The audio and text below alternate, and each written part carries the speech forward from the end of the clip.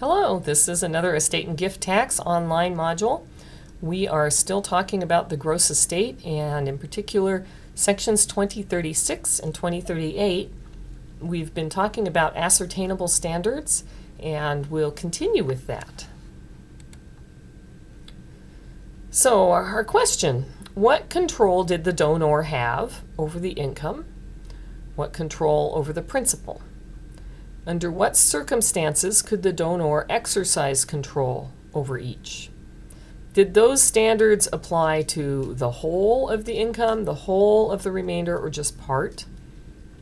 If there were any unconstrained powers over the income, was the power retained for life?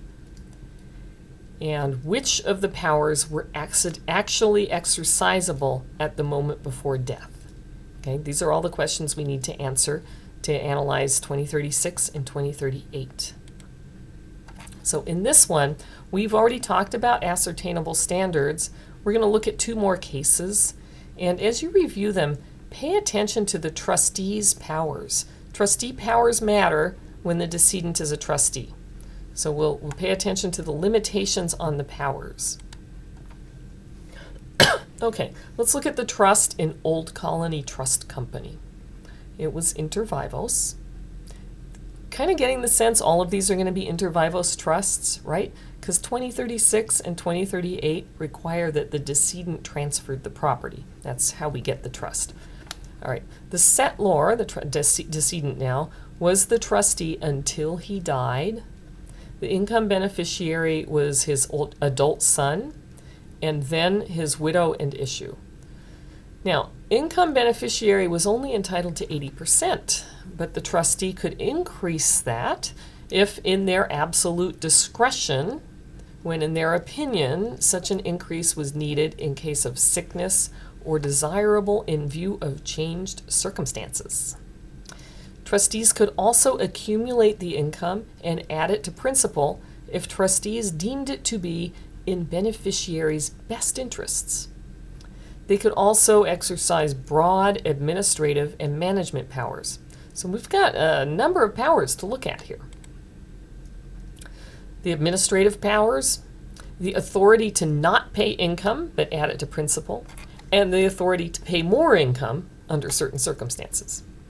These powers all were retained for life and were exercisable at death. So both 2036 and 2038 are implicated here. Now let's look at the administrative trustee powers first, because that's really the easiest. This goes along with being a trustee, and the court finds that these are not really ownership powers. It's not discretionary things. A trustee obviously has to manage trust assets, and these duties are subject to court supervision anyway. Court could enforce them. They don't count as discretion in any way, and they do not cause trust property to be included in the gross estate, even if the decedent is a trustee. How about that authority to pay more income in a case of sickness or changed circumstances? Now, paying more income deprives the remainderman of some accumulated income. So this would affect the enjoyment of the remainder. And it's also control over the income. So 2036 is implicated to some extent here. But this power is subject to an ascertainable standard. Trustee could be compelled to exercise it. And a standard that a court can enforce, as we've seen, is not discretion. So it doesn't count for 2036. The power to pay more income does not cause anything to be included under 2036 because it's limited by an ascertainable standard. How about the authority to pay more income in case of sickness or changed circumstances? Now, we've seen this before. This doesn't cause inclusion under 2038 because at the moment of death, there is no power, right? This one has kind of a contingency or a prerequisite, how about, which is that the son is sick or in need. And so if those conditions haven't arisen, then the power can't be exercised.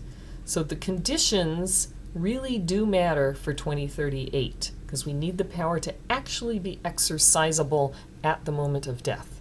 And if it's not, then we haven't met the 2038 requirements. We do not need to include anything under that section.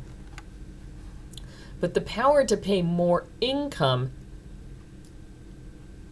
doesn't cause, wait a minute, sorry. Here, the ascertainable standard really is functioning as a condition that hasn't been met. Okay, I think I said the same thing twice.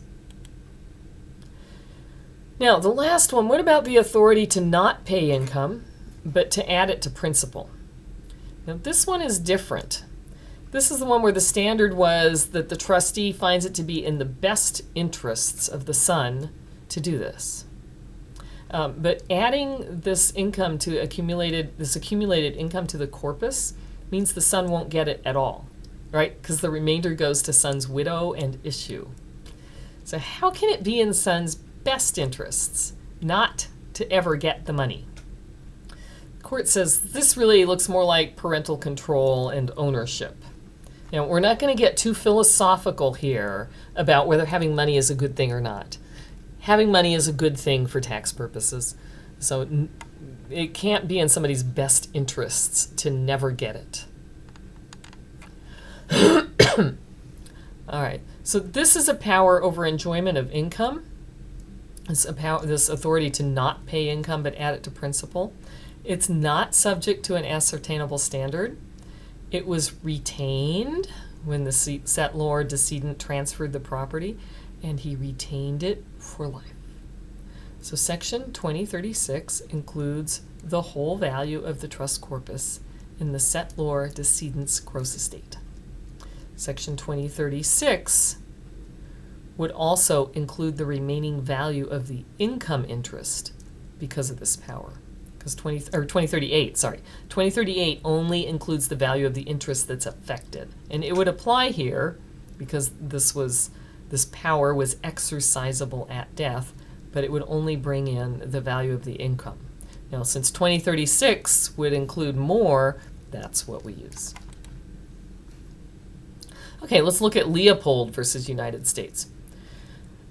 All right, here are the pieces. It's an inter vivos trust for the benefit of the daughter. Decedent was one of two trustees. The trustees had power to distribute principal to the beneficiary whenever they deemed it necessary and proper. They also had power to accumulate trust income or pay it for support, education, maintenance, and general welfare. Okay, so we can distribute principal if it's necessary and proper, and income we can pay for support, education, maintenance, and general welfare. Okay, this power over the principal is a power to alter the remainder.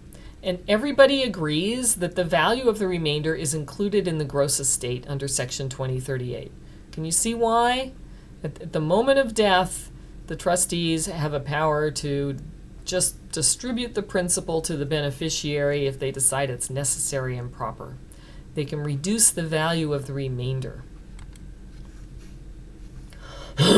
Excuse me. Now, trustees, however, also had power to accumulate trust income or pay it for support, education, maintenance, and general welfare. Those are the choices. So this is a retained power over the income. Section 2036 includes everything unless the power is limited by an ascertainable standard. So, is this an ascertainable standard? Support, education, maintenance, and general welfare. Yes, it is. So that means so far 2036 does not apply. But there's more. In this case, the trust had oodles of money. So if we think about how much the beneficiary would actually need for support, education, maintenance, and general welfare, it's not all of the income.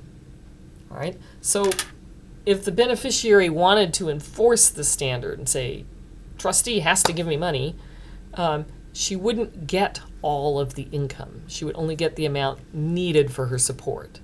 So even though there's an ascertainable standard, part of the income is really still under dad's control, and part of the trust value, therefore, would be included under 2036. Does that make sense? The part where there's no discretion, we don't include anything, but the part where there is, then we do. So what control did the donor have? This is our analysis in general. What control did the donor have over the income, and what control over the principal? Under what circumstances could the donor exercise control over each?